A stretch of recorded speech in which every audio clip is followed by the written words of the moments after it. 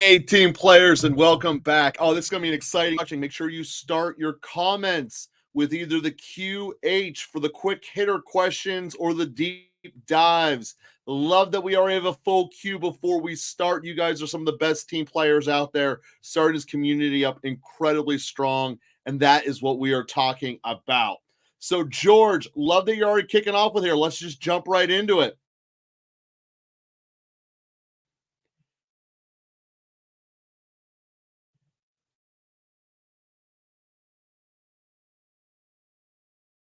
Two times you started JMO, and he's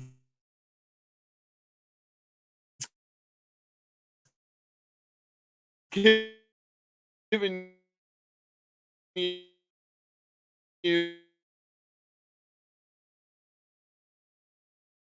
20 requires a lot of effort. He's so variance up and down. It's a lot of effort managing him, watching him, and he's not a comfortable start and play. Now, that being said, one of our very comfortable guys that I like going with a lot in Debo did not produce very much at all. So there is no 100% guarantee, but JMO has always been one of these guys that has just been way too volatile for me to have in a standard league. Best ball is a different conversation, but for a standard league, not. Ooh. All righty, you're winning with 26 points. You have Kyler left, Tampa's kicker, Roquan. Oh, I love when we're doing the independent defensive player, and he has King Henry. Well, King Henry can certainly give you a ton. They tend to score. I mean, there's no way around it. We believe that this game with Tampa tonight is going to be one of the highest scoring of the week. King Henry has found his place within that system. Down to how do we think that the rest of this Kyler Murray led squad is going to do? Kyler Murray has been wildly inconsistent in the last couple of weeks.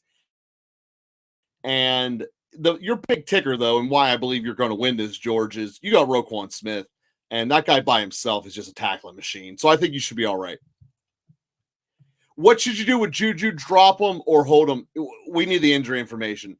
He still is set up for the absolute gold mine that's coming out. We mentioned a couple weeks ago that Noah Gray was a pickup. And we saw was when Kelsey or actually, quite frankly, when Juju went out, Noah Gray's volume stepped up. They need someone in there to be that chain mover, Rishi Rice role. Juju's still the one who's best designed to do it. I would want to sit on him because I know the potential of what that role is and what I want him to do in it. So it's a hold for right now. But again, if he comes out healthy, I'm going to have no hesitation locking him into the lineup either. We look at what Kansas City's horizons are. Kansas City clicking on him here. Next week, they're playing Vegas. They blow Vegas out. I mean, Mahomes just doesn't lose to Vegas. He has like a personal grudge against them for a lot of reasons. So that's one of the things to know. So, guys, I appreciate you all sending in your comments. I appreciate it. We already got some deep dives getting recognized here by Recon jumping on the list. Welcome back, Jesse. Make sure you guys all tell me whether it's a deep dive or a quick hitter, such as a Ma doing his job perfectly. Let me know we got a quick hitter here. Do I pick up Russ or Darnold or one more week of Richardson? I want no more weeks of Richardson. I wanted 0 weeks of Richardson. I'm never going to be on his bus. The guy's not accurate enough to play football. The Colts don't score enough points of it as a result. So I don't want Anthony Richardson near the thing. Now, the question is now Darnold or Russ. To me, this is a no-brainer. Sam Darnold's on an offense that's going to give you at least another touchdown per game. So give me Darnold over Russ and Richardson. All right, KJ, you gotta let me know if that's a quick hit or not. Rumpel, getting back to your question before we kicked off here. Pickens finally had his game. That he did. And he was on my bench, but happy nonetheless. Do you think Russ can make him a start for the rest of the season? Also, 0 points that you got from Juju. Well, Juju didn't play. I mean, that was just flat out an injury thing. And you know, that's part of life. It's part of the game, right? So, long story short, to your question, do I think that George Pickens is going to be the answer moving forward? When we look at the rest of, let's just call it the top 20 receivers in fantasy football, Pickens certainly has some advantages over them, as well as some massive disadvantages. His first and foremost advantage, he's the only receiver the Steelers truly trust. So his workload is immaculate. But we look at some other guys who are in that same ballpark. CeeDee Lamb comes to mind. CeeDee Lamb never drops the ball. CeeDee Lamb is able to create separation by himself aside from just his frame. And Pickens is lacking in that department so far. So when you look at him, you look at his pedigree, 5-star stud from Georgia. He has limitations to him in his game in terms of creating separation, dropping the ball, and taking running plays off. When the Steelers are out there in 12 personnel, meaning only 2 receivers on the field, they're running formations, for lack of a better way of playing it, they take Pickens off of the field. Even though they blatantly are telling the universe they are going to be running the ball, they don't care. And the thing that we saw from Russell Wilson that made it amazing last night was he was connecting on play actions. Pickens' biggest plays, his 2 biggest catches of the night, were both off of play action. So he has this limitation that until he gets his blocking head on straight, and mostly it's an attitude problem, corrected, he's not going to be a guaranteed up there as wide receiver 1. He's essentially fully limited to a ceiling of wide receiver 2, although his talent should be making him receiver 1. So he's a star, but I don't want to start emphasizing that he's the go-to CeeDee Lamb quality guy. He's not. He's going to be right there in the middle of the road, which really, quite frankly, has the most upside from this group if he does get those things together, which there is reason to believe that you will. So nonetheless, despite that, still getting the win, we're going to turn it around and get you guys all in the playoffs. Guys, again, always make sure you tell me your quick hits or your deep dives. We see you down there, Mike. I appreciate the deep dive from you there. Ama, I'm going to just go through a couple of these, just assuming they're quick hitters. And if I'm wrong, tell me on deep dives. So Bryce, down by 6.5 with Dobbins to play. Do I think I think you will. So the thing with tonight's game, you look at it, the Chargers are in a spot where, I mean, they're not really playing a good defense. Let's start with that. They already put their personality first and foremost. The Chargers want to be physical. They want to run the ball. Dobbins is going to be the key to that. So I do think you pull it off. I think he's getting in the end zone. So by default, you're pulling it off unless he only gets 4 yards and falls in the end zone like an old Jerome Bettis line where he had 5 carries, -3 yards, and 2 touchdowns. It was amazing. I don't think he's doing something like that. I do think he's going to give you a basic 30 to 60 on the ground and an end zone and probably going to get you 3 catches along the way. So, Bryce, I do think that you're going to be a winner there with that one. Recon, we'll hit you with your deep dive here, going through the rest of the quick hitters. Should I drop Watson for Jennings off of the waivers? This is a very good question, and quite frankly, Jennings might, maybe even should be on the list of the waiver targets this week. The thing is he's not active. First off, he didn't get cut enough leagues to hit the criteria. But yes, I believe Jennings with Ayuk out, assuming the injury is as bad as initially reported, getting the number 2 receiver in San Francisco is better than Watson's all or nothing games. I started the show off talking about JMO and his all or nothing. Watson is way worse than that. So, yes, my long story short for the quick hitter for you, KJ, is go on and get Jennings. Jesse, well, you're a quick hitter. Up by 22, have likely left. The opponent has, all right. yeah, you need some luck here because you're in a PPR. Ladd himself is probably getting 10 to 12 targets with Johnston not playing. Connor is always Jesse. I'm going to put this as flat out. You need Connor to get hurt tonight. That's basically it. Likely has to be a touchdown target as well. You're going to be in a tough shot here, Jesse. It might happen, but it's going to be close. To give you that answer outright. I don't think anyone could take Huntley anymore. But one of the positives that Miami did show down there was that they got the running game going a little bit. You know, in the fantasy report, we don't see Mostert putting up a ton of points like we really would want, but that's because he had the fumble. If Mostert doesn't fumble, that running game's starting to pick up. Halfway competent quarterback down there, and Miami is primed to return. I don't know if Tua's coming back this week. That's the thing with concussions. You never know when they're going to relapse, especially once you're down that road of having multiple concussions. It's just the way that it is. Appreciate all the new answers and the new guys joining in. Team players, welcome. Catching up here on all of our quick hitters. So please make sure you guys always let us know, just as Dan did on the next one. He's got a quick hitter. So you got offered Swift and Richardson in a 2-quarterback league. You have Allen and Baker, but you're kind of weak at running back. Your other running backs are Cooks, Bigsby, Moss, Tucker. Is this a good move to do Swift for Richardson? Swift isn't exactly a back that I'm totally thrilled and in love with. That being said, Bigsby has pretty much established himself as a dude. And I really like that we're going to have Bigsby in there. If we're having Swift, it's for your number 3 injury insurance because Moss is showing glimmers that he could be, but he's not there yet. And I love that you have Tucker sitting there as the potentially going off the chain. So Swift, my answer for you is this, I this trade until tomorrow.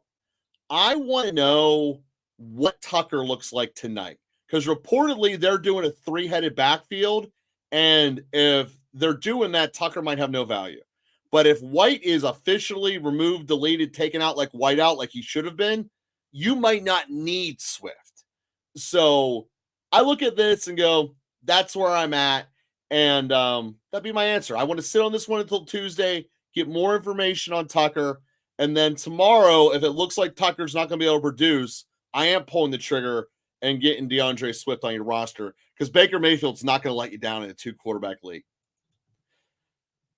Quick hitter. Is Juju droppable or should I hang on to him? I'm not dropping him. Like I said, the value of the number 1 Kansas City receiver position is off of the charts. I do not want to forgo on that. Smitty, let me know if that's a quick hitter or not. Welcome back, Steve. Josh Jacobs for Debo. Is that a good trade? I'm really, really big on Debo. Especially now with Ayuk out.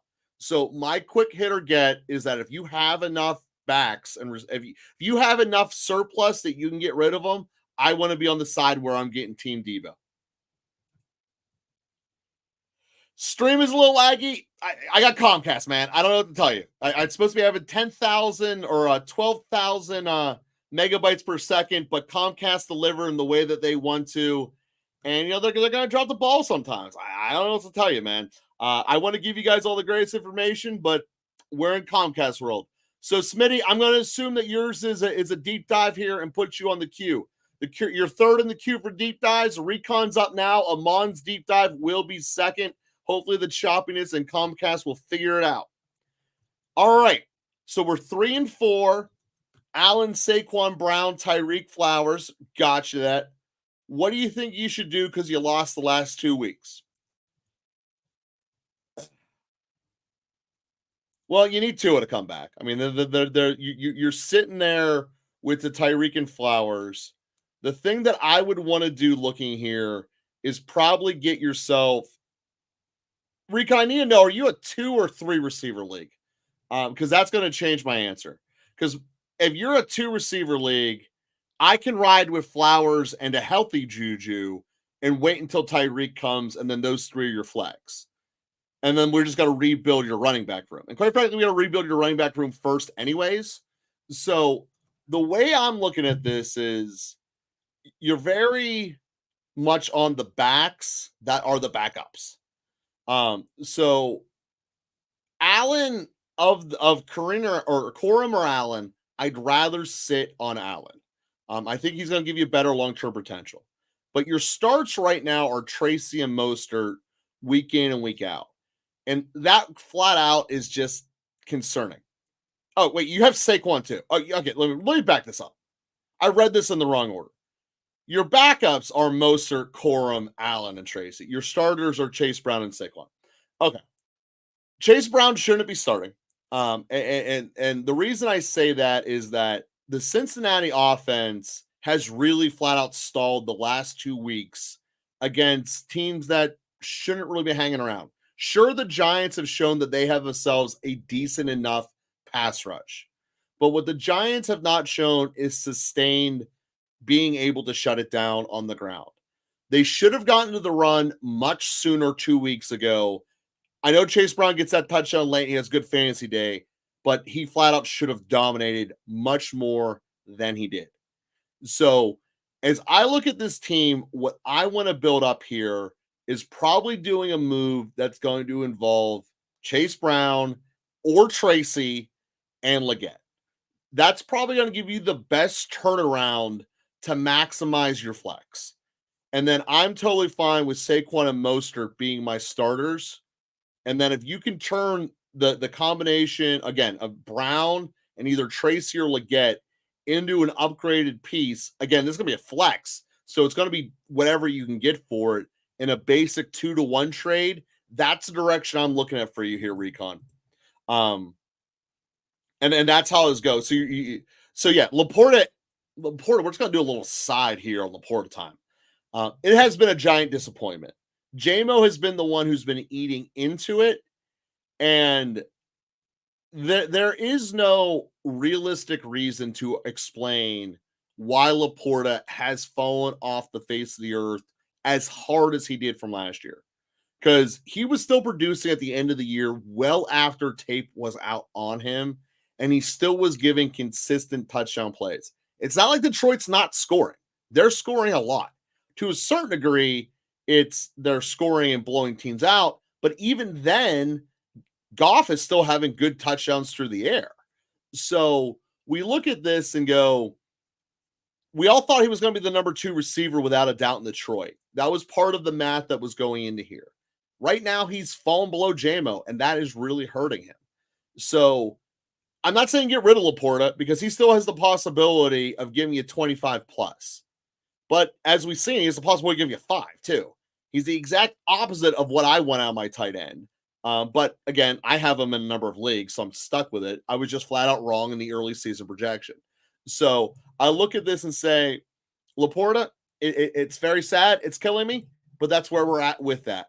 And guys, as you're well aware of having done it, so 2 receiver league, 2 receiver and a flex, Recon, then back up what I was saying there as far as the answer and go and use, you're still going for your flex, but you're using that answer that I just gave you as far as you got to upgrade that because you're not want to start Tyreek, but when your playoffs come around, it's going to be Tyreek, Juju, or Tyreek and Flowers, and then upgrading that flex spot. So that's what I would look at it with there. All right, guys, make sure you guys tell me if it's a quick hit or not, because if not, I'm going to treat it as a quick hit. If you want it as a deep dive, let me know a little bit there after. All right, Smitty, thank you for letting me know yours is deep dive. So you are right there in the queue. All righty, boom. Quick hitter. 49ers versus Chiefs for week 8. So you're looking for a defense then, I'm assuming, right? So as I'm looking at it, of all of those matchups there, Detroit is in our Detroit's rated as our number 4 defense on the week overall. So the answer is going to be Detroit. I mean, that's a straightforward for you right there. Dan, welcome back with a quick hit. Looks like Daniel's status is up in the air. Which should you go get off of the waivers? This is of this group. I don't want Bo Nix at all. Rodgers versus New England, maybe, but that looks like a disarray central. They didn't score a point in the second half. And New England's defense is a tier below the Steelers, but I'm not on the Rodgers and things are good there. So this to me comes down between Cousins and Wilson. We just saw 2 weeks ago, Cousins went off the chain at home against Tampa. I'd lean into that versus Wilson on Monday Night Football. Because the thing with that is they could just get a lead and they want to run the ball first and foremost. Atlanta does too, but Cousins does checkdowns in it. So I would, of that group, go Cousins, Russ, then neither. But on a quick little aside here, I want to point this out because I found so much tellingness in this, which might not even be a surprising story, but both the 1 o'clock game injured quarterbacks in Cleveland and Washington, their quarterbacks or the coaches obviously get asked about the health status after the game. In Washington, they go, we're going to do a lot of tests. It's to be premature for me to say anything. I'm not going to know the answer. Cleveland, before he even had an injury report, Watson's out for the year. He's out. He's gone. So what I bring this up for 2 reasons. Daniels might be a little more in the air than we think, despite the fact his mom tweeting later in the night that he's all fine. Washington is in a surprising spot due to their record. They might be able to let this coast a bit and let him take a week off.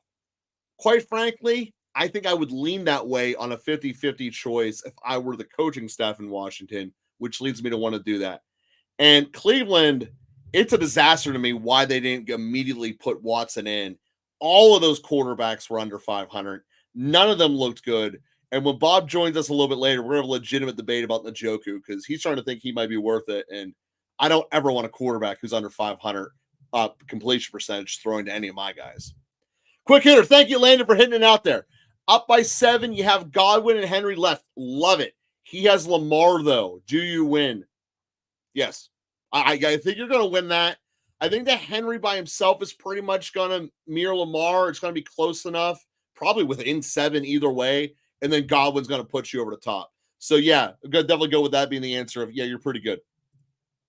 Wumbo, welcome back, man. What sort of value do I think Bigsby has now? I still need him in a running back. I have him. He's just an on-or-off guy. He is.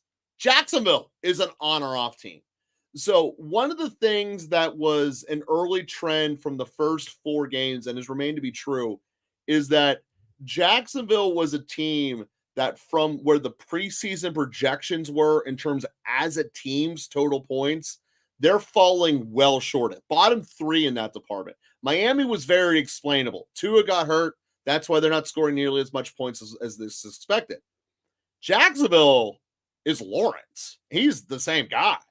So when we look at this and say, are they going to get it together? Is Bigsby going to be able to tear it up? He kind of has to because he has jumped ETN on the depth chart.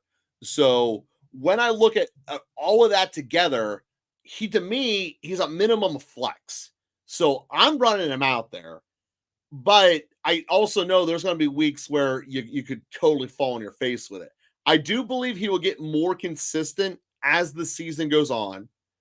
I do think that we're going to get to a point where, especially if Houston keeps looking mortal, that these guys might kind of recling it. But that's where I would go with you, one. But my gut feel is you hold on to him, and he's going to show up, and we're getting a walking tour of Bob's building that he gets kicked out of now. Welcome, Bob. Hey, just let me know if you can hear me or not, because I'm hearing you great, man. Wow, it's really hard. Everybody, I forgot my iPad at home this morning. It was not a good night in my household for sleeping, so I forgot my iPad, so I'm going to be staring kind of like this at the screen. The little babies will do that. So yeah, but Wumbo, it's great that you have Bigsby popped off. I'm keeping him as a hold there and go from there. We see all the guys with the deep dives there. As I said, it's Ma and Smitty are the 2 deep dives we got in the queue. And this is Mark, we hitting it up. Unless this is a deep dive, I'm going to assume it's a quick hitter. Let me know if it is a deep dive. So I feel there's no reason to be holding on to Darnold and Caleb Williams in a 1 quarterback league. That's because you're right. Would you drop one of them, and who should he roll with for the rest of the season? So, Bob, to me, the answer is very straightforward. Minnesota projected to score a ton more points in real life. The Bears, looking at their schedule, basically played their easy games up front. Great for the schedulers to try to make them look good coming out of Hard Knocks. So to me, this is kind of a no-brainer. Give me the guy who's throwing to the proven best receiver in football, has no problem chucking to it, is more accurate, a better playmaker, all the other stuff across the board. Darnold is going to crush Caleb Williams moving forward, and that's just the way that it is. I like, and Mark, if you want to deep dive this, we can. I like the optics on both of these players. I think that the rest of season it's going to be fairly close with an edge to Darnold. Especially knowing that the better weapons. I feel like Chicago has good weapons, but I feel like Jefferson is just so elite. Hawk back will be really nice as well, and Aaron Jones back. I like the weapons there better. And Landon said that this is a quick hit, Joe. Yeah, I got it. I'm going to go through them. Oh, you can see the questions. I didn't know you could see them. I thought I was just reading them to you. All right, so what do we do with Jamar Chase? His boomer bust games are killing it. CD was a guy that we recommended to go out and get last week because it's easier to get him before the buy happened. But you're talking about selling Jamar Chase. So that's already going to be in the ballpark of what to do for the price tag of CD.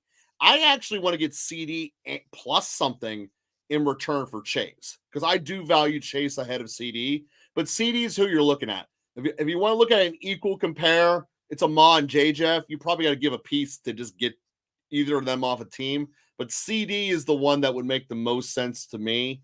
CD and pairing him up with a mid-tier player, James Cook or someone like that. That's kind of what I would look at there, Landon. I think that to that end, and we can talk about Jamar more a little bit later. I want to get into these deep dives, but to that end, Landon, I'm not really moving on from Jamar. I know his schedule is really rough at the back end, but I think something to consider is that when you're thinking of these players, you're thinking of moving on from again, we projected those games that he boomed in to boom. Mm-hmm.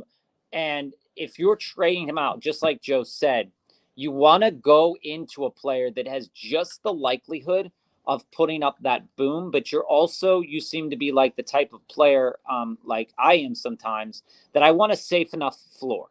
And so CD kind of gives you that safe floor without having boomed yet. And outside of Jefferson, outside of Justin Jefferson, there's really not another player that I put into the same stratosphere as Jamar Chase. Well, not even this year. I mean, he's close, but I think that with the way they're running the ball, Jamar is kind of in his own, and maybe Tyreek comes back to it, but those two are kind of in their own stratosphere in terms of capabilities of popping versus, the bum games, as we call them. But we can talk more about Jamar a little bit later. And that's fair enough. Ma, hitting up your deep Dave now. What should I do? What should I get to start worthiest running back to? Team is Richardson, soon to be Darnold, Hunt, Bucky, Hill, Reed, Cooper, Kelsey. Benches Ladd, Ridley, Juju, Mostert, Singletary, and White. So right now of that group, if you have to start one of them, it's obviously Mostert as your running back two. I mean, that's kind of by default. I disagree. Well, who are you starting as his running back two? What he has ordered it right now, Bucky and Hunt. Those are the two. I mean, I think that Joe has a valid point here, Aman. I think that Mostert projects really well moving forward with a capable quarterback.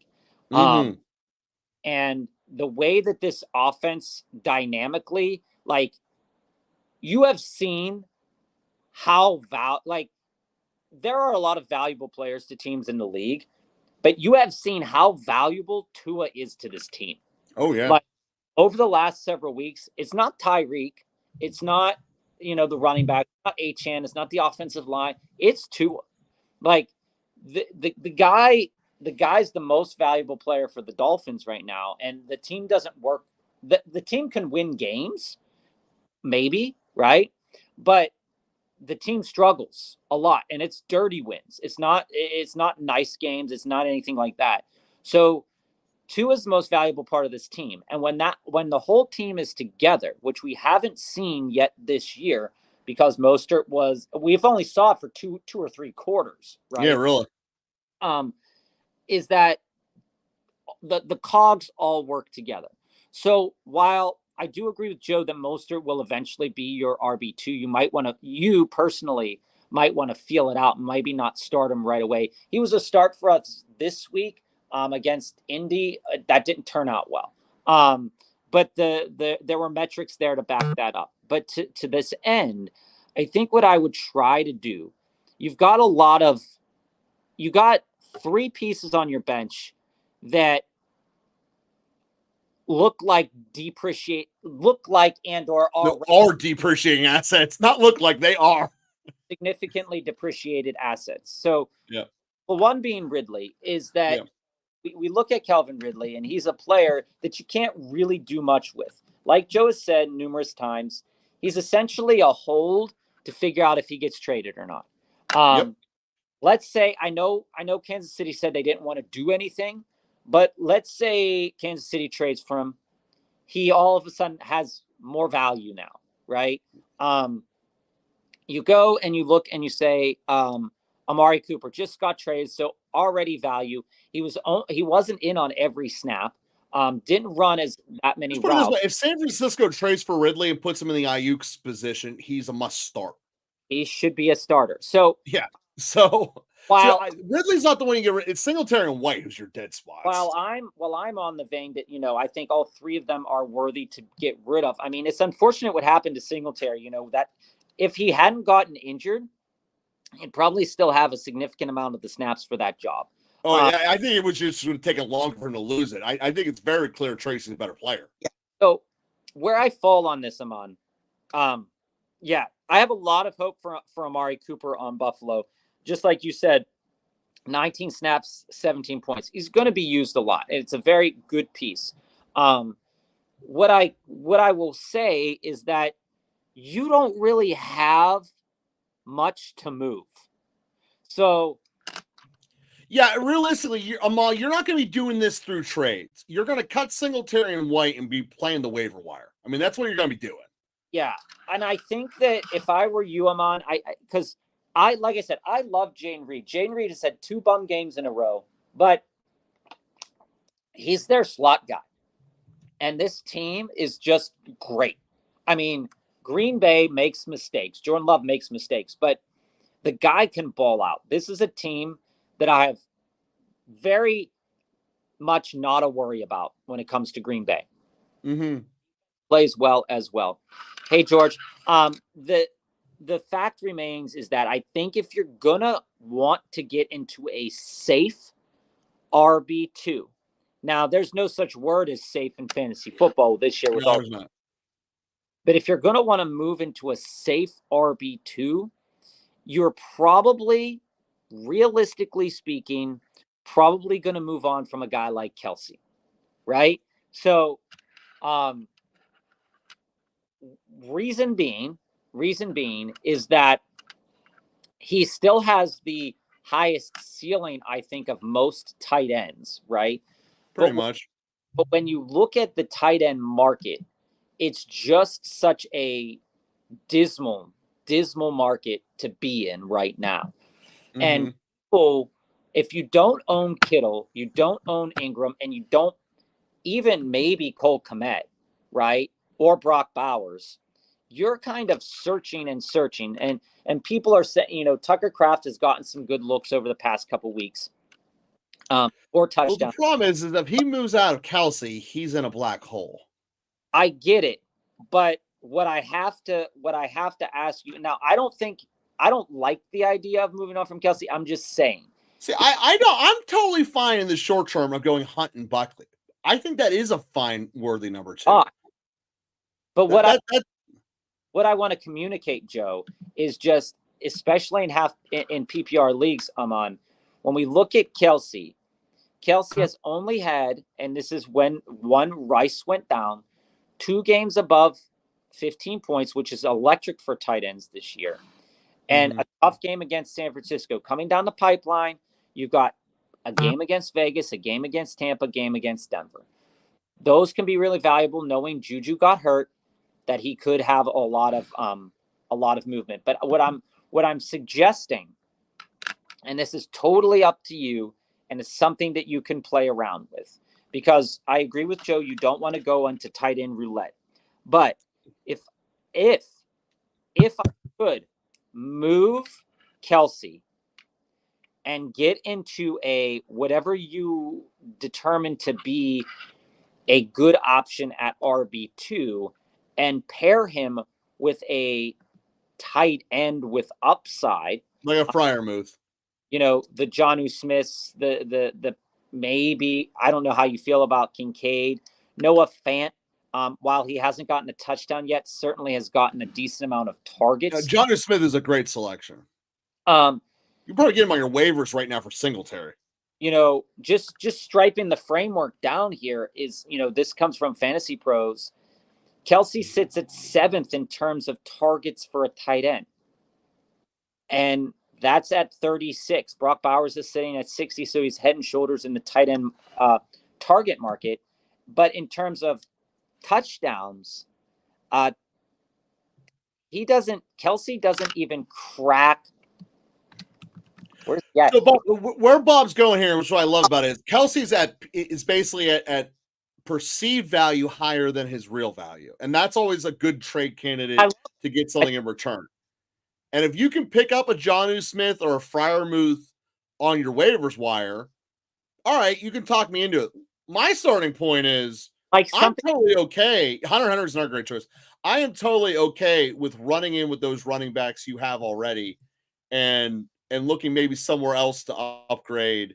But the fact you only start 2 receivers, Cooper and Reed, are going to give you great. To your end, if I was thinking of potentially moving on from a guy like Kelsey, I would dump White or Singletary, whichever one I felt like had the least value, pick up the tight end that I think will be potentially my rest of the season, and start shopping Kelsey, because he's going to be fine. I don't want to twist it up. I think Kelsey still has the potential to end up as a top 5 tight end on the year, but it's a pathway that has to be filled with lots of touchdowns.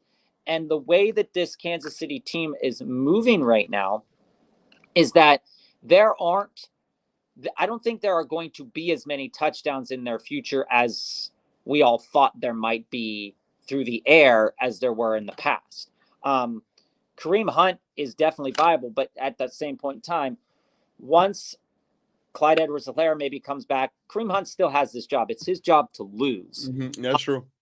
But at that point, Amon, you're rolling out Hunt and you're rolling out Bucky, which is okay. The guys I would try to maybe think about getting through Kelsey, especially knowing that you can have some tight ends on the back part of the market that will be, just as good as Kelsey on a week-to-week basis and or better, are guys, the James Cooks of the world are kind of the running backs that you're looking at right now, that their perceived value is very much variable in terms of, what they're putting together on the field based, and then what people actually view them to be in fantasy circles. Tyrone Tracy is one of the markets that is nice to get into right now. Again, like I said a couple weeks back, the Aaron Jones market is back on with him being healthy. And the Josh Jacobs market is still out there. Joe probably talked about this at the top of the hour, that maybe the Najee market's back. I didn't touch Najee because I'm not sold on it yet. We have to see it when we get there. We'll dive into that. Let's just jump back into some quick hitters here. Smitty, answer your follow-up question. You are now next in line on the deep dives, followed by Jesse. And by the way, Jesse, I appreciate when I said at the top of the show that Bob and I are going to fight about Njoku, and you wait exactly until he logs on to fire out your question about Njoku. I love that, Jesse. Now, that being said, Smitty, you're up here by, looks like 16. You have McBride and Zay. He has the D and wait. I think You're up and you have McBride. He has Zay. I'm sorry, I read that wrong. So you have 16 in your pocket. He has McBride, or you have McBride. He has Zay full PPR. I'm pretty sure you win this. I think Zay's only getting 16 at most. So whatever McBride gives you is going to just give you your winning margin. Yeah, I think you realistically have a really good shot to do that. In my league, Brees went off last night, and I need Mike Evans to get at least 11. So I feel you. I think that you're. I think you get that there too, Bob. I think that you're okay, Smitty. I think you have a good chance to win it. All right, next quick hitter, George, man. And we love your quick hitters. Deep dives. If I'm missing anyone, let me know. But as far as what I saw in the deep dives there, it's just Smitty and Jesse left. And then Rumpel, George, then Rumpel for the quick hitters. I ended up taking a trade and moved Kyler, Monty, and Kirk for Love and Walker. Boy, did that work out. Do I start Njoku or Ferguson for the rest of the year? Bob? So, I have two frameworks about this. Is that this team on, and for anybody, if we were living under a rock, Deshaun Watson is now gone. So, yep. Also, Dorian Thompson-Robinson was, for some reason, the second up quarterback outside. Well under 500, 2 picks. Which is crazy. But here's kind of the framework that we have to approach this team with now, where Tillman, Judy, and Njoku, along with Chubb, are the primary targets or beneficiaries of Jameis Winston being there. There are going to be a lot of interceptions coming down the pipeline. I don't think it's fair to expect Njoku to put up 16, 17 fantasy points a game. But I think realistically speaking, in terms of the target share on the team, that his target share is something that I would consider starting on a week-to-week basis, because it's a very weak group of wide receivers, and he's the strongest receiving person on that team. I think that we'd have to play it by ear. I have Ferguson as a slight edge to Njoku at this point in time, but I have him as dramatic edge. No, I don't think it's dramatic at all. Well, we'll dive into that in the deep dive down the road on the Njoku, but my answer is Ferguson. Yeah, I think it's a slight edge towards Ferguson for me right now, but I can see a pathway for Njoku being a top 6 tight end by year's end. All right, is it the right time to make moves for CMC? You're 6-1. You have Mason. So what's a decent offer to get him? What's an offer to pick up? I'm going to go pick up CMC. I'm going to end up using a mid-tier back or receiver to do this. We're certainly not talking about elite first-round talent. I'm probably talking like a Metcalf, maybe at most a Metcalf. Where are you at, Bob? I'm not even offering that right now. It's looking like maybe week 11, maybe week 12 now. Lots of conflicting stories. These injury reports this year have been very conflicting. I think the owner of CMC at this point in time, if they're not in playoff contention, will take players to move them into playoff contention. But if that person is comfortably within the framework of the playoff picture, they are going to be less likely to move CMC. I think it's a fair market value to move a guy like James Conner and Najee plus something else. I think that I'm not blowing up my lineup to get CMC this week. I think the perfect time to get him was last week or the week before, when the injury was still speculative. And there was a lot. It's still speculative now, Bob. What are you talking about? It is, but I'm more so saying that where at this week right now, more where your team is headed, for the most part. So, like last week, if you're sitting there at like 2-3, 3-2, and you could take, like some teams did in the chat, take on CMC, I think that's fair. But I think right now there's not enough players in the pipeline that I would want to offer in a fairish deal that the owner would accept unless they're struggling. You know what I'm saying? Yeah. So, like, I would offer like the DeAndre Swifts, the James Connors, the Tony Pollards, the Chase Browns of the world.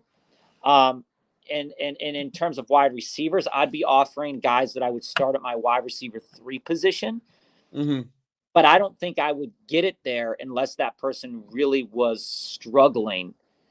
Yeah, it's a hard spot to get because it's just such a wide gap. They've sat on him for 7 weeks. They feel they should be paid for that. It's a hard sell to make. There's just no way around it. But Right. yeah, so that's where we're at. I know it's only Monday, but would you start Waddle if he's back or Rumple? Knowing that you probably drafted Waddle in the 2nd or 3rd round, you probably have to start him. Probably. I just don't see a different answer than that, Bob. Well, I mean, it hasn't been a blessing, but no, it has not. We'll take a look at the Arizona secondary too, because Arizona, it's bad. Arizona's tell you that already. It's bad.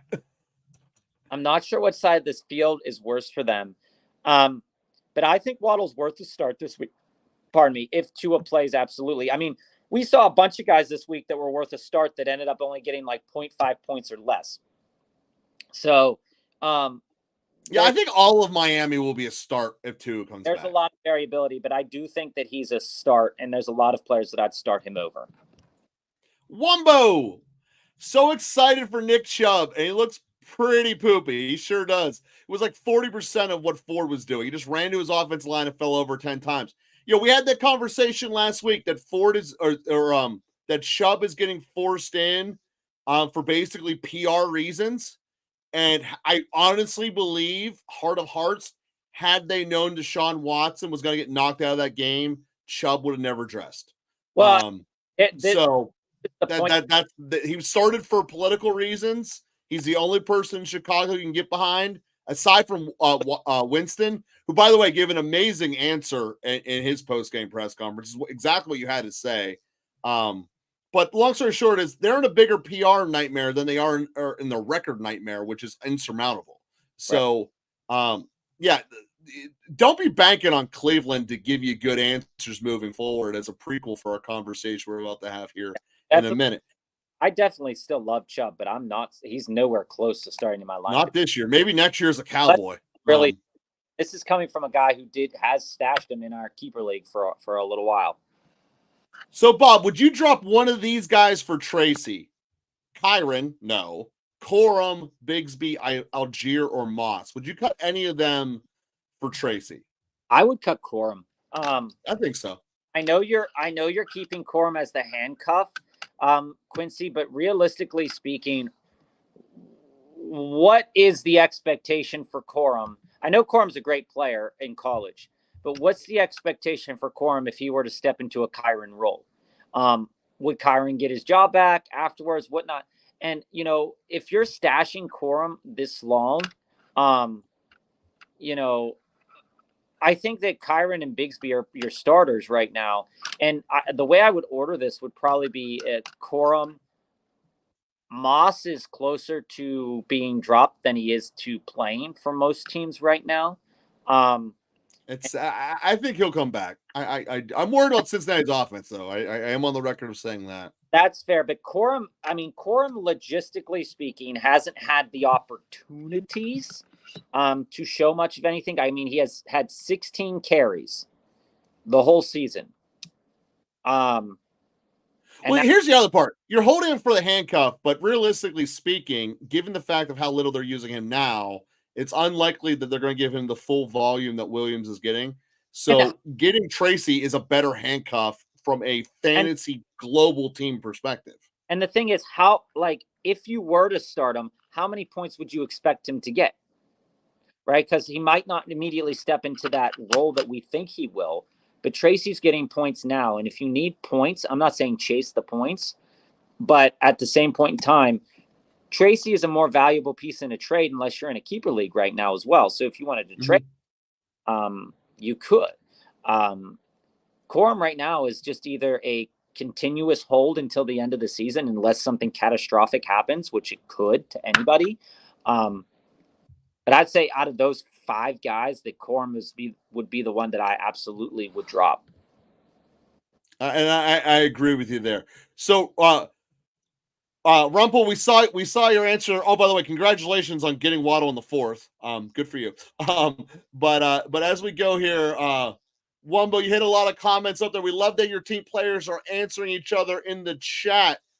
Joshua, you look like the last quick hit before we dive into the next deep dive.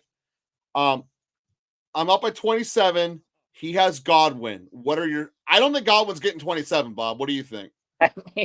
I mean, Godwin is continually surprising many folks this year, which is, good for those of the community that went out there and got Godwin. His matchup is okay, right? I mean, Baltimore isn't the world beaters in the secondary that they have been in the past. You can pass against them, and I fear that he probably will get, for you at least, Josh, I think that he's probably more so in the vein of 6 or 7 catches, somewhere in that 70-ish yards range, maybe even more, and maybe a touchdown. So it's going to be close. I'm saying like 16 points. That's basically what you just added up to there, Bob. Yeah, Smitty, let's hit your deep dive here. Your team is Love Bijan, and my camera hates me. Let me fix this here real quick. Your team is Love Bijan, Drake McBride, Terry Jacobs, Cup, Devontae, BJ Worthy. Do you trade Scary Terry and Jacobs for Tyreek? Bob, I'm gonna let you answer this while I fix this camera. Yeah, so you're 3-3, about to be 4-3. And the best possible player in the deal. You keep your studs and always get the best guys in the deal. Sounds obvious, but it's crucial. Smitty, this is a great point to make.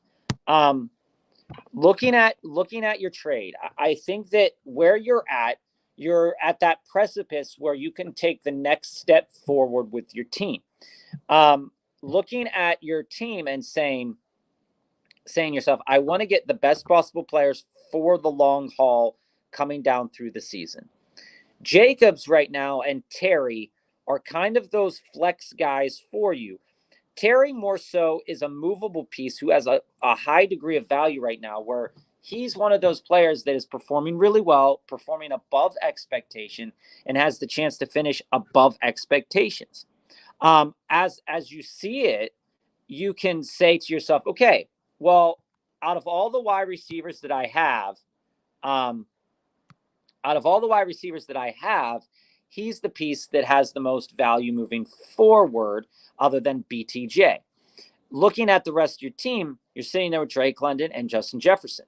So if I can upgrade that flex and flex it into Tyreek, I would do that, because at the off chance, and giving up Jacobs is a big piece, but this is the type of deal that needs to happen to move into Tyreek. And it was the type of deal that probably would have moved you into Tyreek like a week or so ago.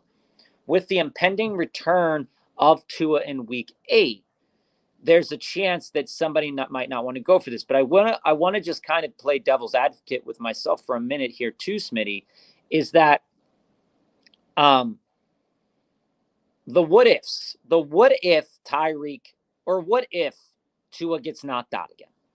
Then we're back in the same kind of rigmarole that we're in right now with Tyreek not playing well.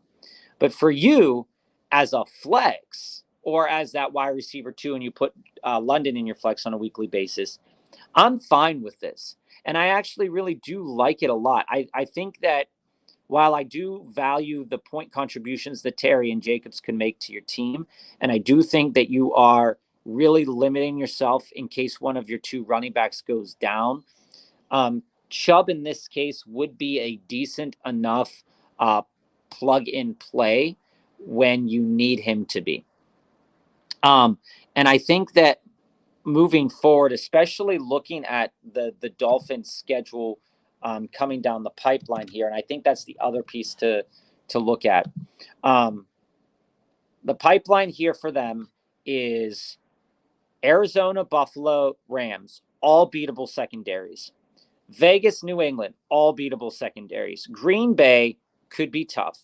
Jets and then Jets week 14, Jets week 18. If your playoffs go to week 18, that could be rough.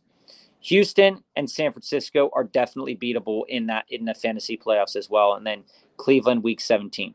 I think you're shaping yourself up to put yourself solidly into the playoffs with a move like this, Smitty.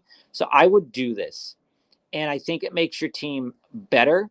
But I'd also kind of figure out if I wanted to keep Deontay, but by that stretch of the imagination as well, what is the necessity of keeping Deontay, BTJ, and Worthy, right? So how I fall on that is it's okay to go out there and get Hill, but you're probably going to be making another trade sometime very soon, either and deciding between which one of those guys do you want to keep on your roster, BTJ, Worthy, or Deontay, and then moving forward, because we're going to be coming out of these buys week 14. Let me just pull up the bye weeks again. Still don't have those memorized yet, but coming out of these buys, I think Atlanta is a pretty late buy. You got Atlanta week 12, Buffalo week 12,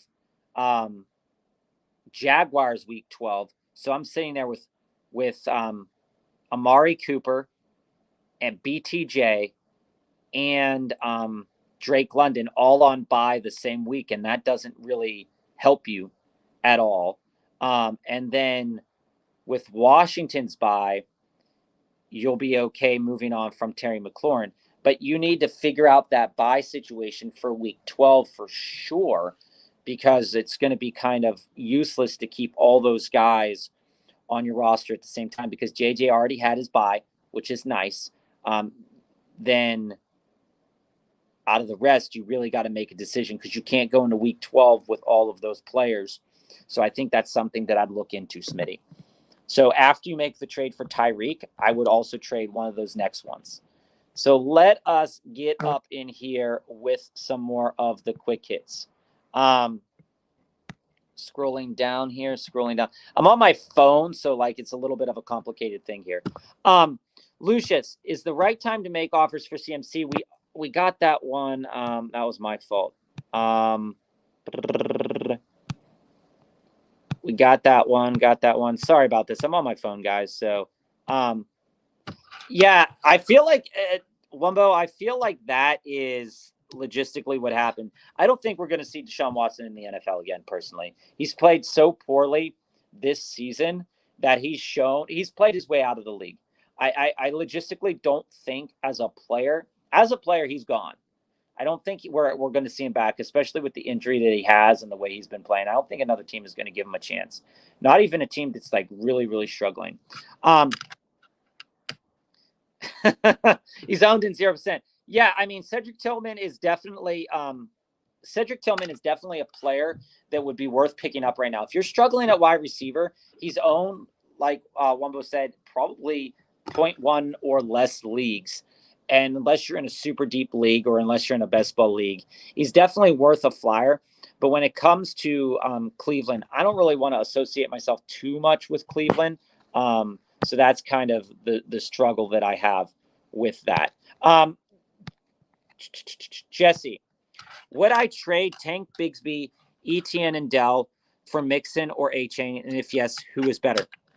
Jesse, there's two frames of reference for what I'm about to say. I really like Joe Mixon's volume.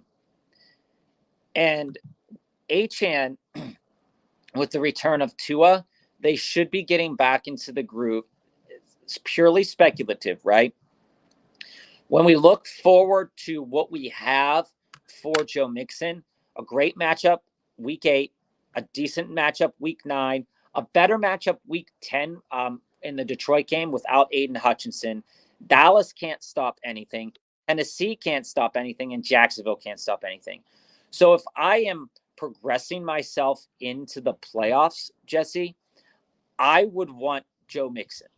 If I am progressing myself into the playoffs and I need to get into the playoffs, Joe Mixon's volume, especially against these teams, is what I want to get into. But if you want that kind of home run ball where HN could give you a decent amount of volume on a week-to-week basis, he is turning in a lot of volume. But I will say that the matchups aren't as good on paper. So I'm on Joe. I'm on Team Mixon all day, Jesse. I'm on Mixon, and I think that that's a fair enough trade to get that done. I think the Mixon side wins it. I'm big on the Mixon side of that trade. Quincy. Yeah, Josh, he does average like 21 points per game. The 7 receptions, 70 yards plus a touchdown puts him, if you're in a PPR league, that puts him right around 21. So I think that logistically that's talking Godwin again. Get there, Josh, but I don't know. I think it's going to be tight. Quincy, I got Lamar and MHJ, and he's got King Henry, Herbert, Andrews. Do you think I will beat him? I'm up right now. It's 83-78. So you're up 5. That's gonna be close, man. I think it's going to be close. I think the spread probably plus or minus is going to go like plus or minus 12 in either direction. Lamar set up for a pretty. The whole wild card of this is Mark Andrews, Quincy. If Mark Andrews does the lay an egg like he did in the beginning, you win.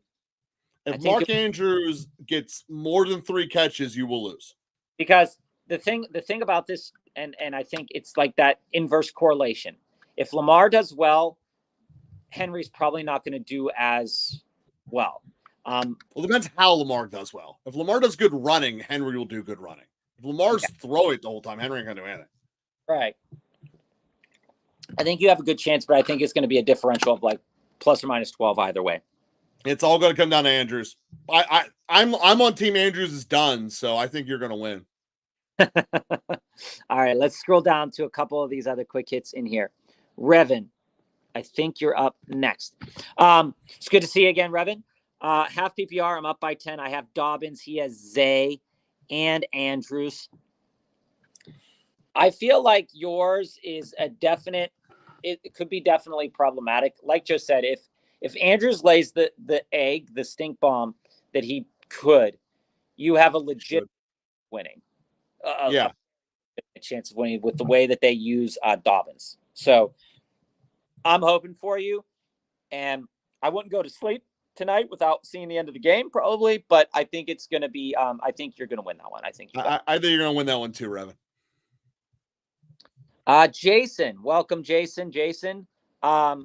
Baker, Evans, Achane for Josh Allen, Aaron Jones, and Pickens. Jason, which side are you? Which side would you rather have, Bob? Just looking at that outright. What'd you rather have? I think I'd rather. I don't know. I think I'd rather have the Josh Allen, Aaron Jones, Pickens side, but Me too. But I'm not willing. Yeah, I don't know. I like HN better than Pickens, but yeah, we'll talk about that more, Jason. Just put in the chat which side are you and your reasonings behind making the trade, because apples for apples, there's a lot of things that feel even and then one that doesn't. All right, Jesse, we got one big quick hitter left. All right. So Love and Swift for Josh Allen and Achane. Did I win this trade full PPR? You took it, Jason. Okay. All right, cool. Achane is better. The side that got Achane won that trade. Because Achane is just that much better than Swift. Yeah. And Love is great. I mean, Love is capable of putting up 23 points per game. Josh Allen seems to be a little bit more variable this year. He's definitely, for anybody, we were talking about moving quarterbacks. Quarterbacks have to be moved, it feels like, in a trade for quarterbacks. HN is a huge upgrade with Tua coming back, so I like that side a lot better. And Jason, you took it. So which side were you, though, Jason? Very curious to know which side you were. Well, that's part of a deep dive, Bob. No, we're on Jesse's deep dive, unless you did Njoku without me. No, I didn't mean to click anything. So then here we go. Rolling. So Komet and Njoku's on waivers. Who do we go and get? So We both have quarterback situations we hate. All right. So love you, Dark Side. There's two ways to frame this. And I'm going to frame it both ways, and then we can talk about it. All right. Old quarterback, capable of throwing a lot, will throw a lot. Mm-hmm. Probably won't be as balanced as we think, as many analysts say it will be. But team with not a lot of great targets. Cleveland.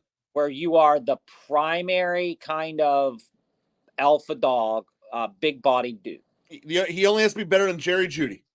Versus a really tough to determine on a week-to-week target share basis. Mm-hmm. Already, though, a top 5 tight end on the bye week fell from 3 to 4, with 4 tight ends still left to play. But the targets on a week-to-week basis are going to be variable and low for the most part. You're probably not going to see that 11 targets that he saw against Indy. So you're normalizing probably in the scope of 4 to 7 targets for Kmet, and probably in the upper end for Njoku, probably between 6 to 8 for Njoku. Mm-hmm. Cole Kmet is on a better team. Cole Kmet is on a team that's going to generate more valuable opportunities. Njoku is on a team and is a player that could make opportunities for himself. Mm-hmm. So the way by framing it that way, we can look at it in two stretches of the imagination here. If you prefer, and just coming down the pipeline, we have games at Washington, at Arizona, then New England, Green Bay for Cole Kmet. Both of their schedules are basically a push moving forward in terms of strength of schedules. In the fantasy playoffs, you have 2 games at home, Detroit and Seattle at home, Minnesota week 15. Neither one of these have fun home environments. Then you are, hold on, let me get. Chicago and Cleveland might be the 2 worst cities other than Buffalo, like their little triad. But to that end as well, Njoku's sitting here in the fantasy playoffs at Kansas City, week 15, home at Kansas City, home against Kansas City, at Cincinnati, then Miami, week 17. If your playoffs start week 14, then it'd be Pittsburgh, Kansas City, Cincinnati. Kmet already had his bye, so that's a point tick in Kmet's favor. Kmet already had. You're not going to have to search for another tight end. Njoku has a bye week 10. Other teams on bye week 10 are Green Bay, Raiders, Seahawks. So you'll still have a lot of parity to select tight ends week 10 because there's not a big swath of tight ends on bye. But like Josh mentioned in the chat as well, Njoku is the best player on that offense outside of Chubb. And he is right today. He's better than Chubb. Yeah, he's uninjured. He is healthy. He is a better player right now. He's the best player that they have, and the best chance that they have to win offensively. Cole is the guy. He's not the cog that makes this offense work. He's an additional piece within the offense. So while I said earlier, I don't really want to invest much in Cleveland, but if I had the chance to grab David Njoku off waiver wires today, he would be the guy I would grab, even knowing that Cole Kmet is a top 5 tight end right now, points-wise. So I appreciate you laid that out, Bob. That was a lot to that there. And you are right. It says, do you want to have all the target share, even if the targets are inaccurate? Or do you want to have 4th target share with possibly the same quality of targets? When you look at it that way, it kind of comes straightforward. Both of these 2 teams, Chicago and Cleveland, are relatively similar in points per game remaining on their schedule in terms of total offensive production. Cleveland looks like their defense is phoning it in. So you add all this up, Cleveland's going to be in more garbage time, and there's less competition. To me, it's Njoku, but I don't want Njoku. I don't want either of these two. But if you're gun to my head, I have to do these two. It is Njoku. And that's knowing, as you said, Bob, there's no tight ends available that are any good. Komet's number 4, and I still don't want him. Not that I'd rather play Otten over both of these two. It's not that none of them are good, but they all provide the same kind of upward ceiling. Is that nobody's kind of, other than like Kittle, Ingram, and Brock Bowers, none of them have really like gone to that upward ceiling more than one time. So like, yeah, maybe Ferguson and Freiermuth start doing that, but said here too, it's definitely something to consider, but it's the kind of the Daniel Jones to Malik Neighbors, Wan'Dale Robinson effect, is that in a market where tight ends, and I just want to pull up the tight end weekly numbers for tight ends, so it's going to just give me a minute.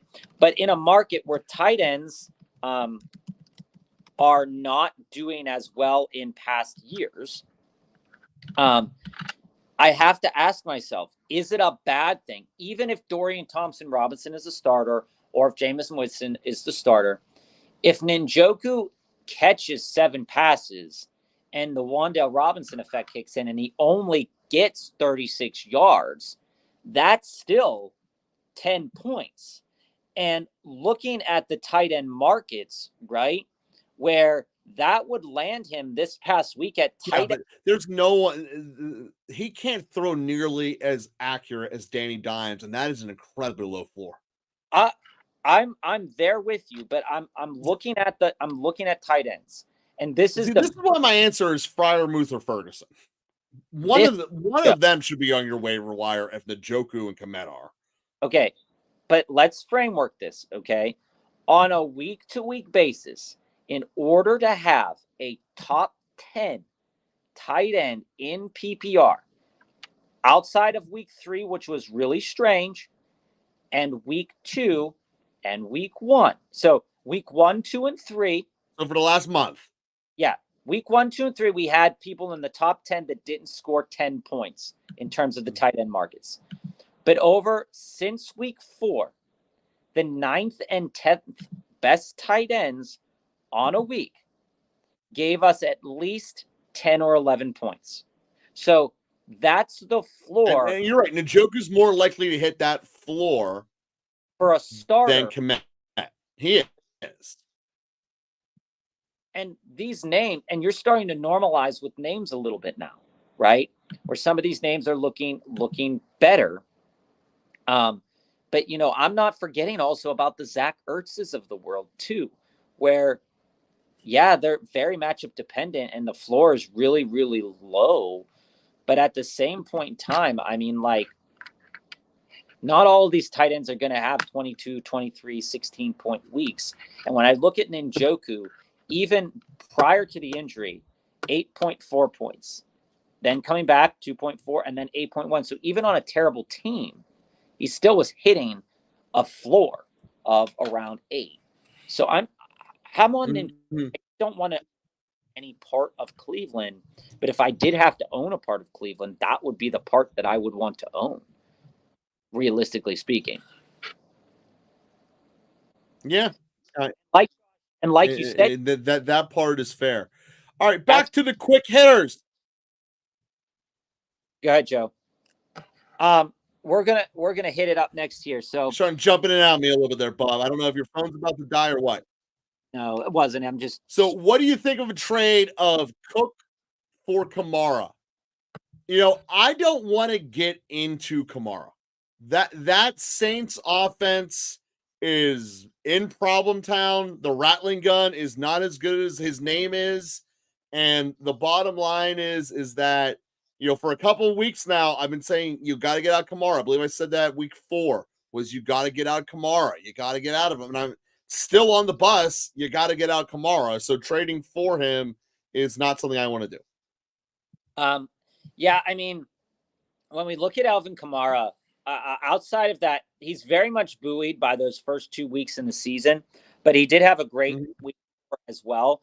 But when we look at the numbers here, so and this comes from Fantasy Pros, Alvin Kamara on the year, just walking in the 7 weeks, running back 6, running back 1, running back 15. Week 4, he was running back 4. Oh, that was nice. Week 5, he's sitting here, Joe, at running back 22. 6, that was the big Sean Tucker week, running back 17. And then this past week with running back number 26. So if you can trade out of Kamara, like we said earlier in the year, the time to have done that, and it was when that 44-point game hit. But, he's had more spike weeks than Cook has. And the volume of, I was looking up this today, the running back room with an unhealthy-ish James Cook is concerning. But at the same point in time, if I'm moving into Cook, I would keep my eye on Ray Davis, and I would still keep my eye on Ty Johnson. They're definitely, if the game is over, right? If Buffalo gets out to a lead and the game is over, there's really no reason for them to not use Ray Davis. So I wouldn't trade Kamara into Cook, but I would trade Kamara into Aaron Jones. Yeah, that's a much better answer for you there. Dixon or into Ken Walker. I would do all of those things if I had the capability of doing that. So that's kind of the long and short on that one, Xenon. Yep, there you go. Quincy, in another league, I had Lamb on a bye and Cupton in play.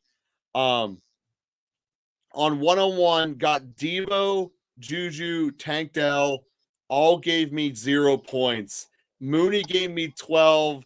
I still have a chance to win with McBride tonight. Just need 19. Can McBride give him his 19, Bob?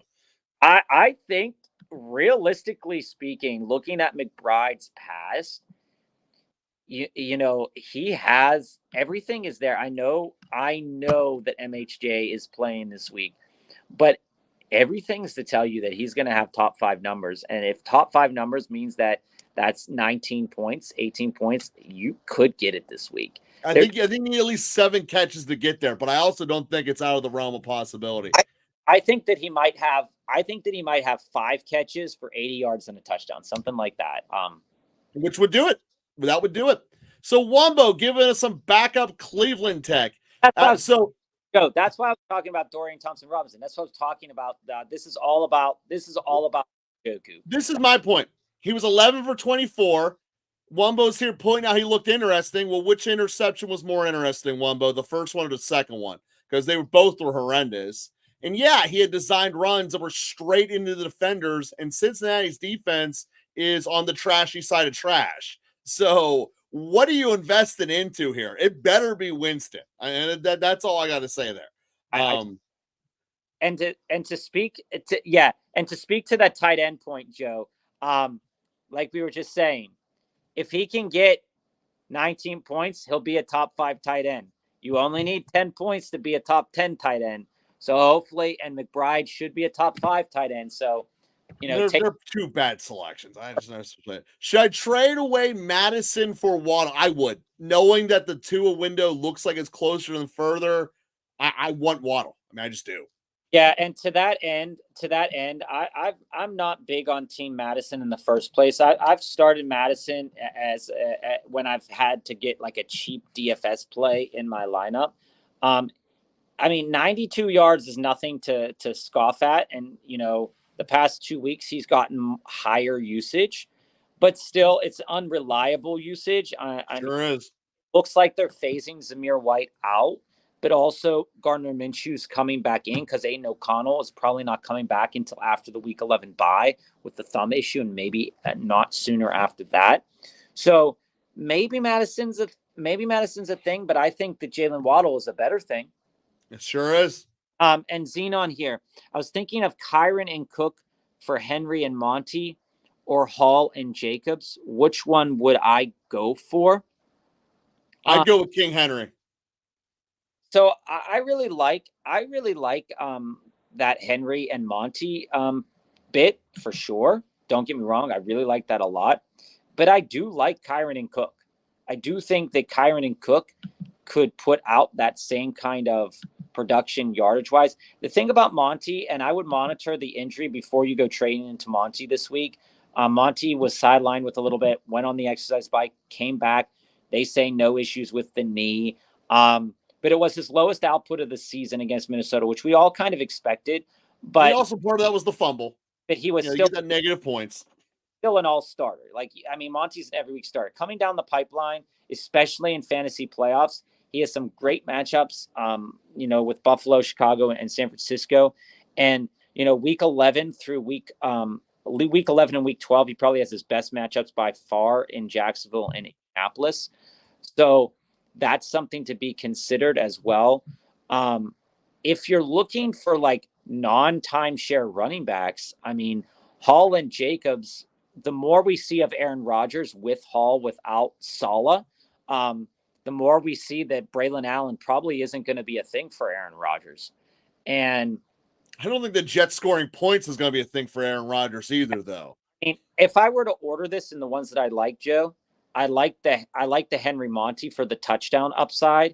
Mm-hmm. I like the Kyron and then Kyron Cook and then the other one. That's how I'd rank that too. But Monty and Henry are first. So on the deep dives, coming up the queue, Rumple, you're next. Joshua, you'll be after that. And Rumple, you're up now. Also talking to another GM, might want to do a trade. Are you guys willing to trade Josh Jacobs, Chase Brown, Bucky, and Kirk? I want either Lundy, Amari, or Cooper Kupp. Who would you trade and what do you want back? All right, Bob, there's a lot of dealer's choice here. Kupp's the one I want back personally. Of the three on the backsies, Kupp's the one I want. Well, Amari would be second. London would be third. Kupp's going to be your most expensive one, most likely. Sure. Cooper has gone up in value because of the trade to Buffalo, which is not. However, I still think I think that's a trade that looks better on paper than it will in reality, though. That guy sucks when it's cold. Well, we'll see. But the fact of the matter remains that I think that the capital that you're putting into Amari would be potentially too much. Just to kind of put that into perspective. Yeah. That realistically speaking, if you want to move into Amari Cooper right now, I think a Chase Brown or Kirk would be fair enough if they need a running back, but I don't think it would get it done. I think it's a fair thing to offer, but I think people will overvalue Cooper right now. I still like Cooper going forward, don't get me wrong. But the point that I'm making to you, Joe, is that Kupp is going to be, the name is there on a team that he has kind of the rapport with, but it's cost you more to get him. So in order to move, I know that, but I want to spend for the asset I know is going to produce for me in the playoffs. Of those three, it's Kupp. So if I'm doing a trade, I want to do the win it all trade. So that's, to me, it's probably moving Kirk because you got to include a receiver going back. And, I the way I'm treating this is, Rumple, I'm starting the conversation with Kirk and whichever he values more, Brown or Bucky. And then when he comes back and goes, you got to give me a little more than that, then I throw in Josh Jacobs. I am totally fine doing Jacobs and Kirk for Kupp. I think realistically speaking, the way I would look at these, if I were to trade for these three players, this is kind of like the trade build that I would see happening, right? Josh Jacobs, and if they want an overabundance of running back, Bucky, or Josh Jacobs and Kirk would probably move you into a Kupp. I think that the person who has Kupp right now probably drafted them in the third round. It wasn't crazy enough like I was to put him in the second. He's desperate, so getting rid of hurt players is good for desperate guys. At the beginning of the second, and he wasn't going to fall to me in the third, so I had to take him.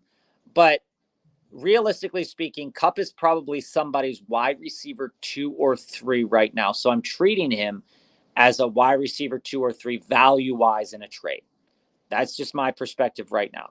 So I think it's fair to give back an RB and Cup has a wide receiver 1 upside. So Jacobs also has a running back 1 upside. So you're trading a starting running back 2 wide receiver 2 with upside and then throwing in a back end piece like Kirk. I think that's fair. If I were to go after a guy like Amari, Joe, can you put that back up, please? He's 1-6, losing to me this week, so he's desperate. Yeah, can you put that back up because I can't see?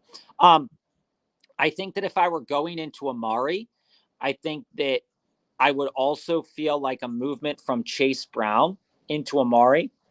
Again, a running back of the same caliber, a running back 3 flex player to Amari, who, granted, he's on a better team, but is still probably not cracking people's wide receiver 1 or wide receiver 2 framework right now.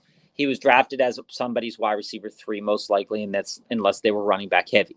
So I think that Chase Brown and Kirk would be a fair offer for Amari. And I think if I wanted to move into London, I think that Josh Jacobs has the value of, I think that Josh Jacobs is fair value right now for a guy like Drake London. Yep. And I think it's a very good breakdown for you, Bob.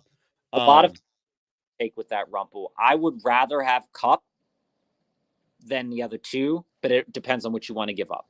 If you want to keep Jacobs, I think you should shoot for Amari.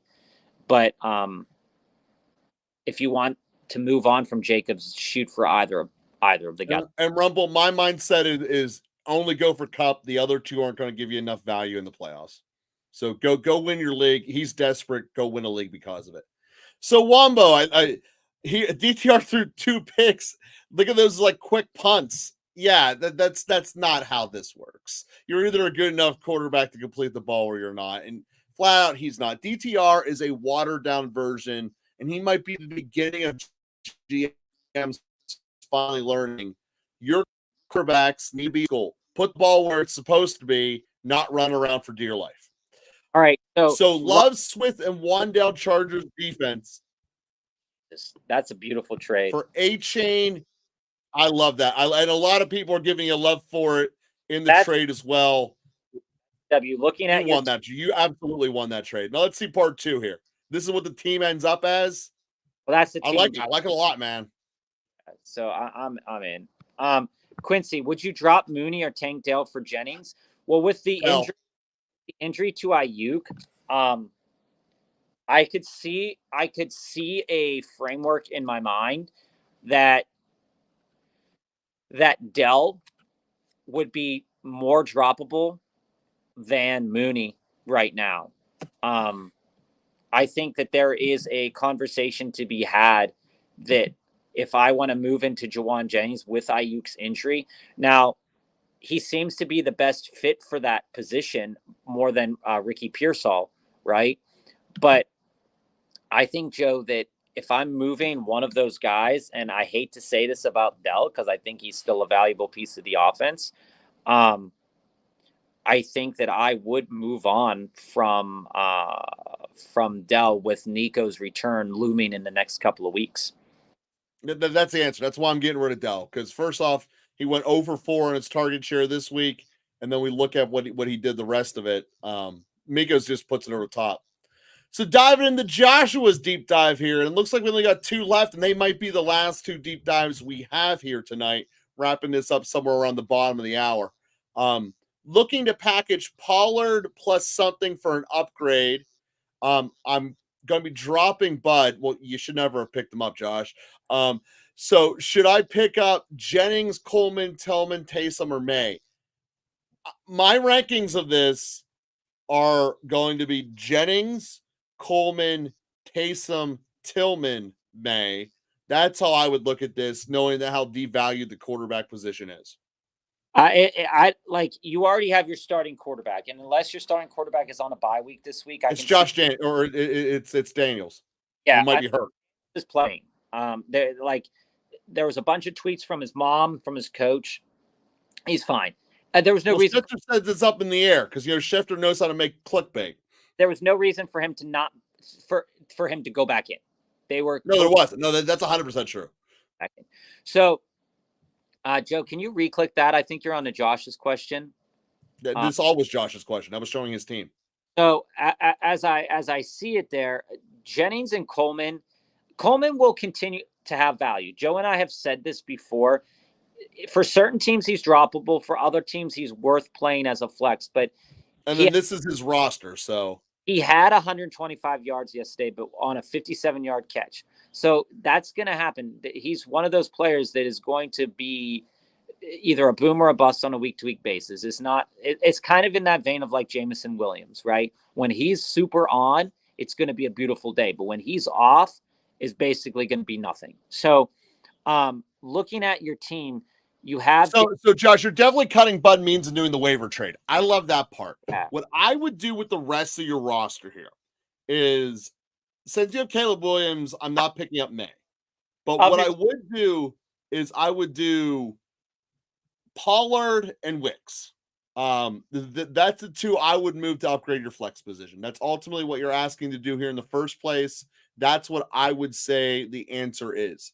I would move Pollard and Wicks to go about going about in doing the answer there. So, like I said, there's a whole lot there. You got options though. Caleb Williams, if you're interested in Drake May, you got to cut Caleb Williams to do it. There's no point in having both of them here. We hit a little bit earlier in the show about why Corum isn't all that it's cracked up to be, but if you're holding him as a hostage, which I'm not necessarily opposed to, I think this is the right kind of roster to do it with, because you have Tracy there anyway as your fourth running back. So all in, as I look at your roster here, Pollard's who I'm moving. I'm combining with Wicks because Wicks just gives you that touchdown that happened last week. People get enamored by the spike weeks without going into the details of how volatile it is. So you're probably at close to the peak for moving Wicks, probably at close to the peak for moving Pollard. Now the question basically becomes, what do you want in return? I don't think it's out of the world to ask for Devontae Smith. I think that's a good spot to go. He had the down week last week, obviously. That's kind of what would give you the option to get into him. I'm still a big fan of Evans. Tonight he could blow up, but Evans in the long run is not going to stay in the shadow of Godwin. I just need to flat out say that. And Evans will return to Evans status. So you can get Evans relatively cheaply now. He's a direction I want to look at. But again, Devontae Smith for Pollard, Wicks is probably the ballpark I'm looking at there. And Bob will be back in a minute or two to let me know if he thinks I'm right or not. But that's the direction that I'm feeling for this moment in time as I look as far as that answer. Bob, what are you thinking? It's weird using the phone for that because I didn't know how that worked. So what were you asking? What were you saying? So basically, I'm saying for him to do the trade to upgrade his flex, I'm basically saying Pollard and Wicks for like a Devontae Smith. Yeah, I don't know if that gets you there, but I think it's worth trying. I think that for you, that Zay would probably be a target of mine as well. And if you can't get Devontae Smith, you can't get Zay. Yeah, I know, but I would say play around with it a little bit. But I definitely do want to go out there and get Jennings, Josh. I think that Jennings is going to be, with Ayuk going down with, what looks like a potentially season-ending injury. Also, Debo. I mean, I know Debo's value just went up as well. So up. But when you look at who you could potentially go after, we were saying Debo should be a target about a week or so ago. I think it's something to consider as well. Who can I combine with Pollard to get up to Cup? Maybe Shakir. So what we saw, last week, I stated that, I might be out on Shakir, but his targets look to be safe. So even though Cooper didn't have the right amount of targets for his, for what his position value is, I think that Shakir's targets aren't really going to be touched too much. But I think they will be limited. So when it comes to Cup, I don't think that I don't think Shakir will be enough. I think it's worth trying though, but I don't think it will be enough. And to answer your follow-up question here, Josh, is Jennings worth a top 4 waiver claim? I believe Jennings is worth the top waiver claim. This is we already saw what he did before when Ayuk is out. He has the opportunity for the rest of the year. The reason Jennings wasn't worth it before was Ayuk was going to come back. That ain't happening now. So absolutely, he's worth a top 4. I believe he's worth number 1. I believe he's worth half of your fab. I mean, kudos to everybody who held on to him. I mean, he was a tough hold for a couple weeks stretch there after the big game. With a 2.3 points and 5.7 points in PPR. So I could see why people wouldn't want to hold on to it, but he's definitely worth a top 4 pick this week. So jumping into the quick hitters, would we trade AJ Brown for Jamar Chase? I mean, if you can get, I would rather have Jamar, period. If you're getting Jamar on this, I'm on the bus. Yeah, I would still rather have Jamar. I know that the big games are, the big games come and go, and that's definitely a factor. Coming down in the back end, Joe, we keep going over Cincinnati's schedule because it's really important. The matchups could be a little bit more challenging, but AJ Brown is a dog. I mean, he is. Oh, yes, he is. There's no doubt about in my mind, like AJ Brown's ceiling is also in the same stratosphere as Jamar Chase's ceiling, but he has some limiting factors to him as well, in that I don't think personally, and this is just a thing about Jalen Hurts, I think Joe Burrow is a better passer than Hurts. So I think that he's receiving the ball from a better passer, but I do think that Cincinnati is going to struggle with they just have been struggling line, right? Yeah. They have to get the ball out to Jamar, to Higgins. AJ Brown's schedule looks nice too. I mean, they play Cincinnati week 8, then Jags, then Dallas, then Washington. I mean, I'm okay with either one, honestly. But if I could go out and get Jamar today, I'd still go out and get Jamar today. Yep. That's what I would say there too. Should I trade JT and Njoku for Garrett Wilson, McBride, Chase Brown? That's a major haul in return, but I don't want it. I mean, Cam, where I would frame that for you, Cam, is He just lost Ayuk. Yeah, we'll treat this like a quick hit. I get the panic moving on from Ayuk, but let's be honest. Ayuk wasn't really cutting the mustard anyway right now, and it was really disappointing that he didn't. But let's go to what we are at now. Is that you're getting back 1, 2, 3, 4, 5 players and giving up 2. So you're going to have presumably cutting Ayuk. So you're going to have to cut 2 other players after that. 2 other players. So this, I would frame it in terms of, okay, what would this trade look like if I were to have included those players that I would dump? And it probably wouldn't look as good. Because I do like the idea of going out there and getting Brooks, and I do like the idea of going out there and getting Chase Brown and McBride. Yeah, the only way I'm doing this trade, Cam, is if you already know you're moving Garrett Wilson for a better receiver. Mm-hmm. Yeah, you have to have the second trade already pre-made. Yeah, and there are other receivers that don't have as much name value that you could go after that will probably put up the same, if not, very. You already have one of them on your team that Bob loves, in Reed. So what I would do after you do this trade, I would combine Higgins and Wilson and try to go get a Ma.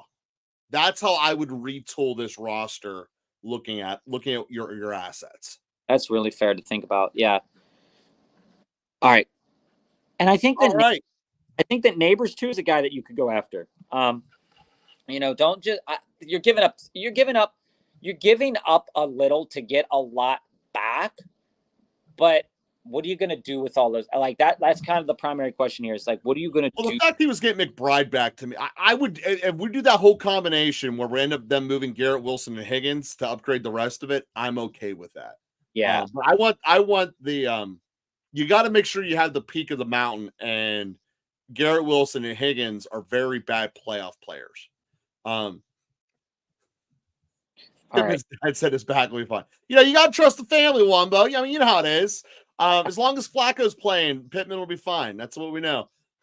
Yeah. And so when you look at it here, if Carr comes back, doesn't that make Kamara's stock better? No.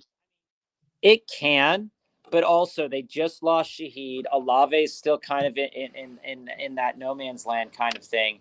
And I would say that, like, I would wait until if I wanted Kamara, and Joe, like I'm saying, Joe doesn't want Kamara. But if I wanted to Kamara, I would really take a look at that schedule. I'd really take a look at how defenses approach where his value is, because his value isn't just in the run game. It is primarily in that passing attack. So if you have teams that play the running back pass well, there's a lot to say that he's a guy that you don't want to move into. He's also a guy who's got nothing left on the tires. The tread is bald. Marlon, I think you might be the last one of the day. Players available on the waiver machine. We got Pittman. One. Oh, before we get to that, just a couple comments here. My bench is also crying, thinking about taking on 3 people, Cam. That's kind of the piece that's scary. Would you trade Tank Dell here, Quincy, for Rico Dowdle? Before I would drop Tank Dell, yeah, I'd consider doing that for Rico Dowdle if I needed a running back. But that kind of trade feels like 2 players that people are thinking about dropping already.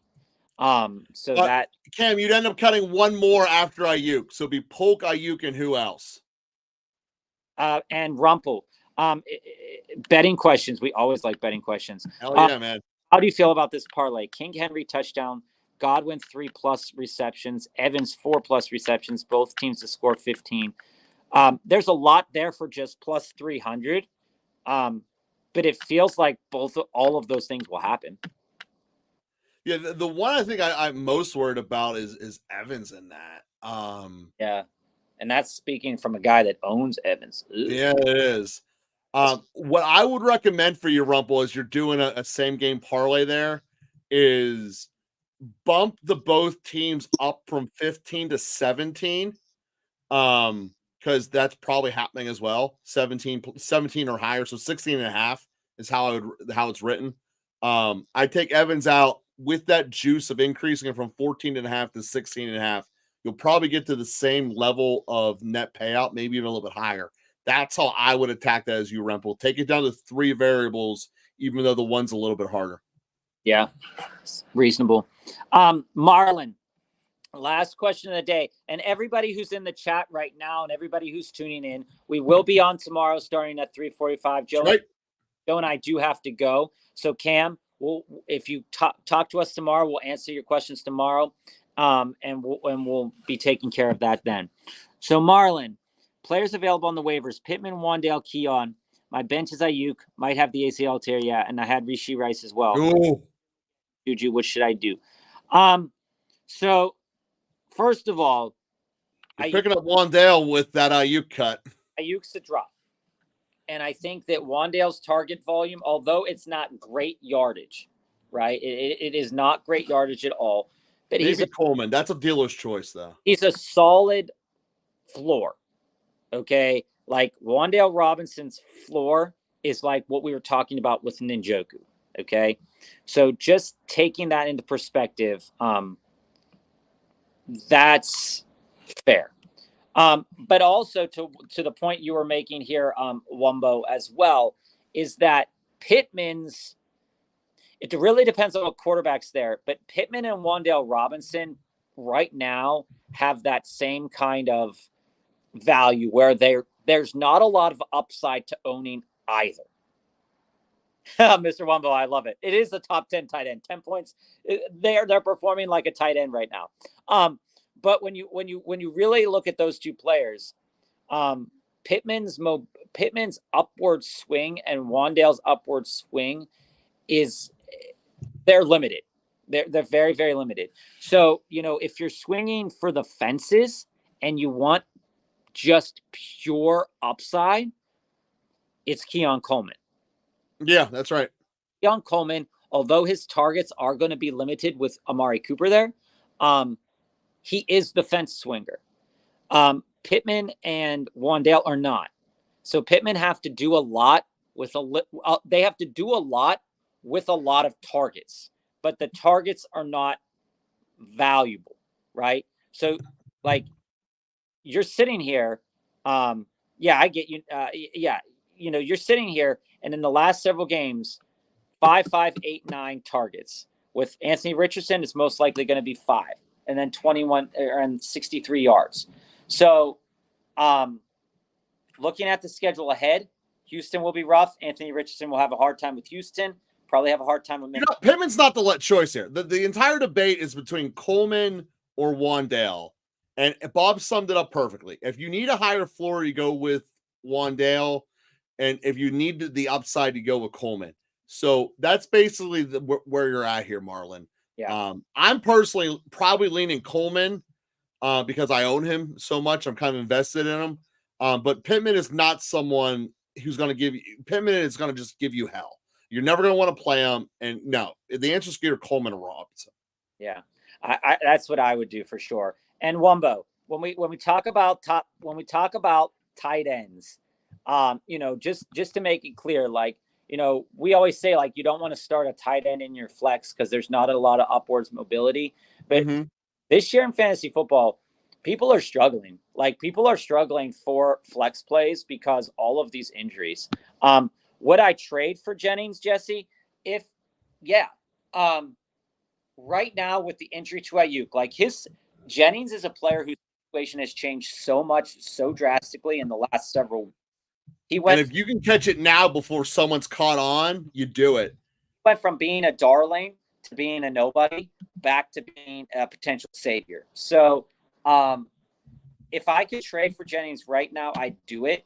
A guy I'd trade out of would be Tank Dell. Out of Tank Dell into Jennings. If I'm a Wan'Dale Robinson owner and I don't want the floor, the high floor, I'd move on from him there into Jennings. The Deontay Johnsons, I might even consider doing something with Deontay Johnson and moving him into Jennings. It's a better offense, more reliable targets. Wumbo, I'm going to leave it on this week. You're playing a Brown. That's the color of poop, and things aren't going to work out. Color of poop.